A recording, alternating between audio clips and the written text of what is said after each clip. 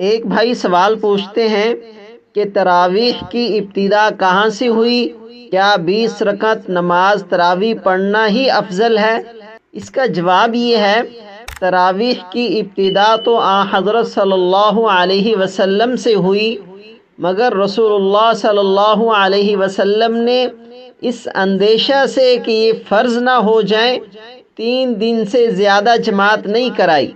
صحابہ رضی اللہ عنہم فردن فردن پڑھا کرتے تھے اور کبھی 2 4 آدمی جماعت کر لیتے تھے۔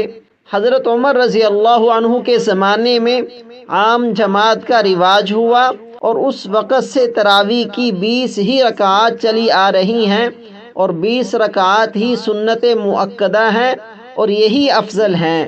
اسی طرح ایک بھائی سوال پوچھتے ہیں، کیا غیر رمضان میں تراویح تہجد کی نماز کو کہا گیا ہے؟ اور یہ کہ تہجد کی کتنی رکعتیں ہیں؟ قرآن و حدیث کے حوالے سے جواب دیجیے۔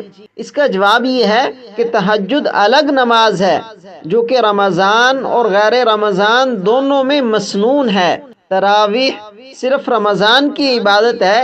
تہجد اور تراویح کو ایک نماز نہیں کہا جا سکتا۔ تہجد کی رکعات 2 سے 12 تک ہیں، درمیانہ درجہ 8 رکعات ہیں، اس لیے 8 رکعتوں کو ترجیح دی گئی ہے۔